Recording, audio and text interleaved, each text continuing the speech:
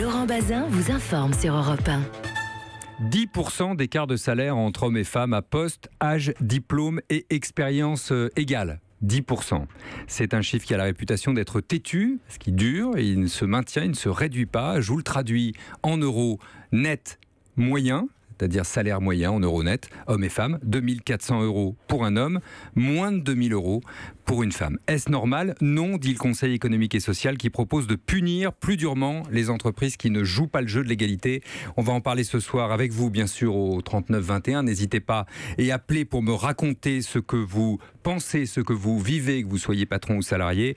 Et avec Hélène Périvier, bonsoir à vous. Bonsoir. Spécialiste du sujet à l'OFCE, vous êtes économiste, et Sophie Binet, qui est en charge, bonsoir à vous également, qui est en charge de l'égalité femmes-hommes, alphabétiquement, ça colle, à la CGT. On a fait 5 lois d'égalité salariale, je me trompe ?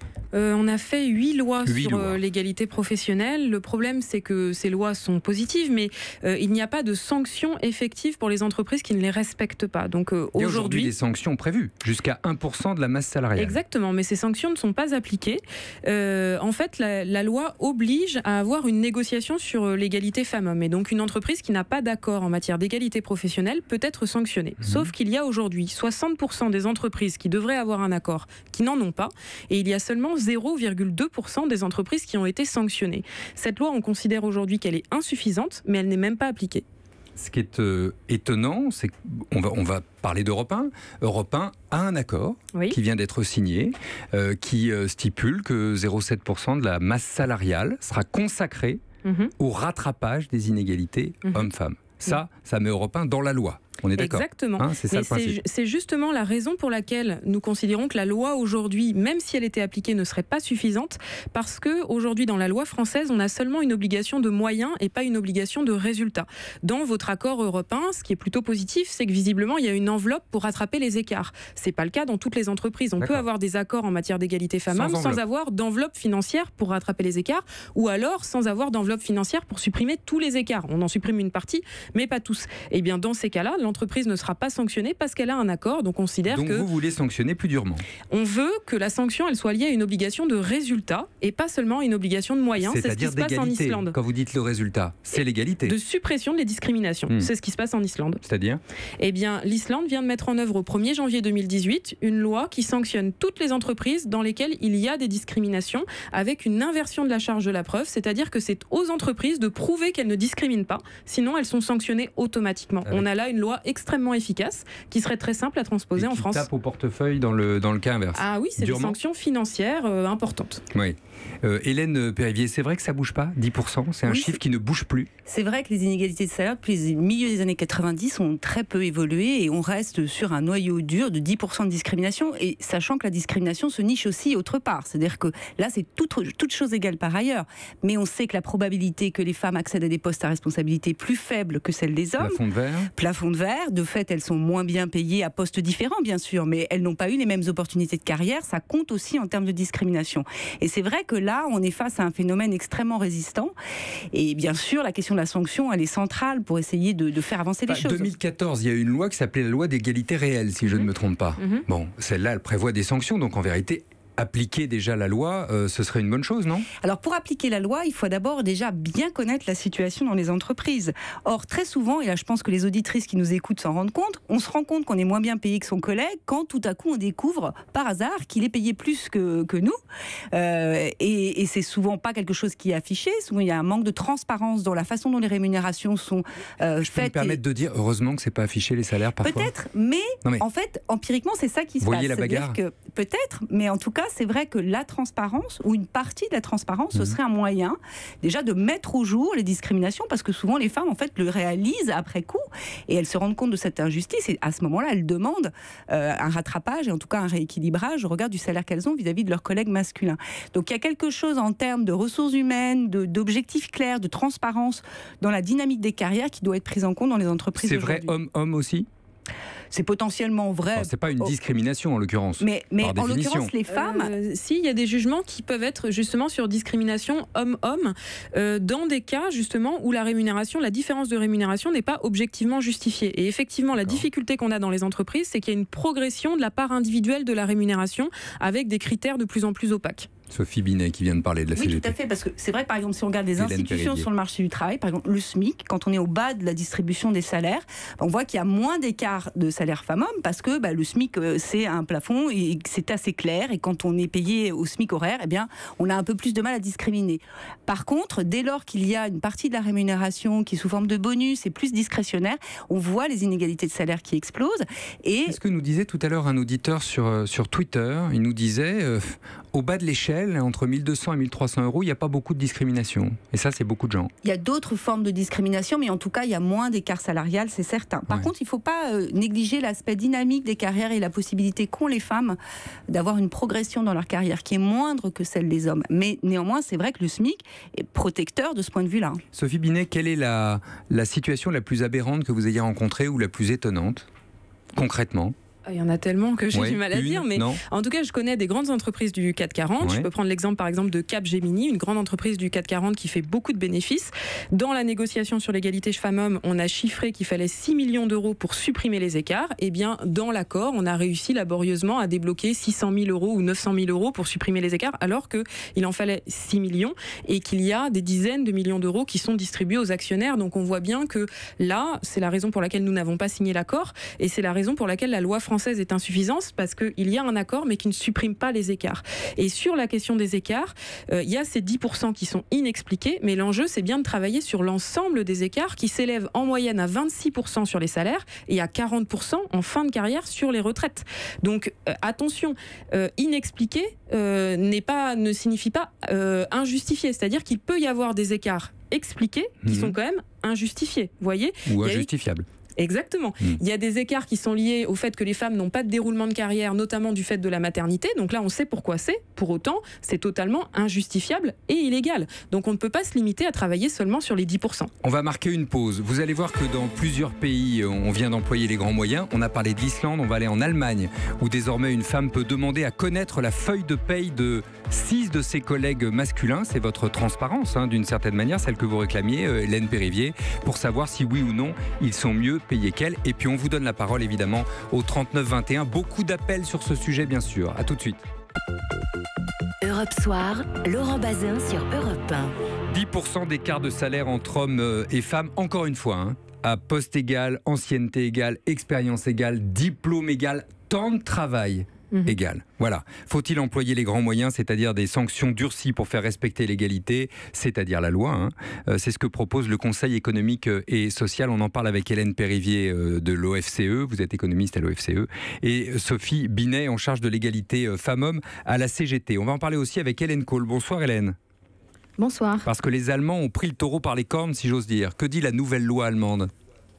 Oui, c'est une loi qui est entrée en vigueur le 6 janvier, donc il y a quelques semaines, et elle autorise n'importe quel salarié qui travaille dans une entreprise allemande, une grande entreprise, puisqu'il s'agit des entreprises qui ont plus de 200 salariés, de demander la moyenne des salaires de 6 autres salariés du sexe opposé qui travaillent dans cette entreprise. Donc une femme, évidemment ça a été pensé pour les femmes, une femme peut demander, s'il y a effectivement 6 hommes qui travaillent au même poste qu'elle dans cette entreprise, d'avoir la moyenne de leur salaire. C'est pas individualisé. D'accord. Et sur la base de ça, elle peut comparer avec son propre salaire. Donc on peut pas dire toi tu gagnes plus que moi, mais on peut dire globalement les hommes gagnent plus que moi.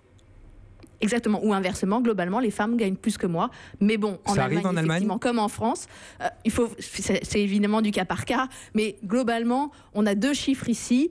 À durée de travail égale, compétences égales, etc. On est sur 6-7% d'écart. Un peu moins qu'en France. Cela dit, on sait un petit peu moins qu'en France. Cela dit, on sait qu'en Allemagne, les femmes ont beaucoup plus de difficultés que les Françaises à accéder à la carrière, du fait d'une politique familiale qui a longtemps été assez rétrograde sur la capacité tout simplement des femmes d'avoir en même temps une famille et une carrière. Donc, en fait, en théorie, quand on prend la masse salariale globale féminine, elle gagne 21% de moins que la masse salariale masculine dans son ensemble. Merci beaucoup Hélène Kohl, correspondante d'Europe 1 à Berlin. Ça, c'est une loi que vous voudriez voir en France, par exemple ? Nous, on propose Sophie pas Binet, ça. CGT. En fait, l'Allemagne, c'est pas vraiment le modèle en matière d'égalité femmes-hommes. Hein. C'est une des lanternes rouges en Europe parce que ce qui est pas donné dans les chiffres du reportage, c'est toutes les femmes qui sont hors de l'emploi et toutes les femmes qui sont enfermées sur des emplois à temps partiel. Pour nous, le modèle, et d'ailleurs dans les chiffres le montrent, c'est vraiment l'Islande. Donc cette loi, nous, on propose pas des dispositions de ce type-là. Il y a 2 problèmes de notre point de vue. Le premier, c'est j'obtiens les salaires de mes collègues et donc il n'y a rien qui suit derrière, c'est-à-dire, et oui, je peux prouver qu'il y a des écarts, et après l'employeur n'est obligé de rien encore faire. Une fois, bonjour l'ambiance. Hein. Voilà. Et le deuxième problème, c'est effectivement le bonjour l'ambiance. Ouais. Et la femme qui va souvent, qui va faire cette demande-là, derrière dans le collectif de travail, elle risque d'être très isolée. C'est pour ça que nous portons des propositions plus collectives. Nous avions en France jusque-là un thermomètre obligatoire qui forçait tous les employeurs à donner chaque année des données sur la situation des femmes et des hommes dans l'entreprise. Et malheureusement, le gouvernement vient de supprimer avec ses ordonnances ce thermomètre qui est maintenant uniquement optionnel, c'est-à-dire que les employeurs pourront choisir les données qu'ils souhaitent communiquer ou non aux salariés et aux syndicats, la périodicité et la publicité de ces données. Ils ne seront pas forcément obligés de donner les informations sur les écarts de salaire. C'est un vrai problème. On va donner la parole aux auditeurs d'Europe 1 maintenant. Bonsoir Céline. Oui, bonsoir. Vous appelez de Neuilly-sur-Seine. Oui, merci beaucoup de me prendre à l'antenne. Alors, moi, j'ai beaucoup de... Je vais prendre déjà mon cas, en essayant d'être très succincte, mais ça va déjà donner un petit peu que la moyenne de 10%, elle n'est pas toujours réelle, et qu'il y a quelquefois beaucoup plus d'écart quand on est, je pense, dans les cadres et dans des salaires un peu plus importants. Combien pour vous ? Moi, ça fait plus de 10 ans que je suis dans un grand groupe du CAC 40 et je ne suis pas un cas isolé dans le groupe. On est tombé sur une feuille de paye d'un collègue masculin qui a à peu près donc la même seniorité et à peu près le même background que moi. Et ben, en fait, en net, il a 2 000 € net de plus par mois. Donc les conséquences, c'est que c'est déjà du salaire net, c'est un bonus beaucoup plus élevé. Et quand on fait un calcul sur 10 ans ou 20 ans, c'est vraiment phénoménal. Donc voilà, je suis pas un cas isolé parce que j'ai des collègues beaucoup plus jeunes et des collègues de mon âge. On est toutes avec des écarts de salaire, toutes, quasiment toutes. Les femmes sont payées moins que les hommes. Vous êtes cadre, on est d'accord. Hein. Bien sûr. Et ce que je veux, quelque chose que je viens d'entendre sur les données. Oui. Je pense que les entreprises font du bidouillage au niveau des données parce que en fait, ce qui se passe, c'est que par exemple, dans certaines branches, on va avoir qu'une seule personne, on va donner une spécialité au poste et on ne retrouvera pas un collègue masculin qui a exactement le même intitulé de poste. Donc elle joue là-dessus pour pas en fait qu'on puisse comparer déjà en termes de salaire. On vous dira c'est pas exactement le même poste. Et ça c'est classique. On va même jusqu'à habiller les postes quelquefois. Ouais. Donc c'est terrible. Céline, voilà. J'ai à ma droite, si j'ose dire, oui à ma droite, en l'occurrence physiquement, Sophie Binet de la CGT qui opine du bonnet et qui valide ce que vous êtes en train de dire. Je me tourne aussi vers Hélène Périvier, c'est vrai ? Oui, alors c'est vrai que dire que ce soit monnaie courante, c'est compliqué à évaluer, mais c'est vrai que dans les entreprises, il y a des stratégies de justification ex post de ces inégalités, de ces discriminations. On va trouver une spécialité ou en tout cas un parcours particulièrement atypique de certains hommes qui mériteraient ce bonus.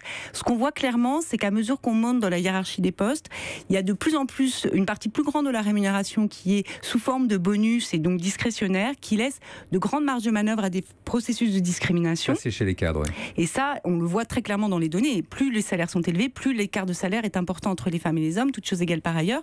Donc il y a un vrai problème de ce point de vue-là.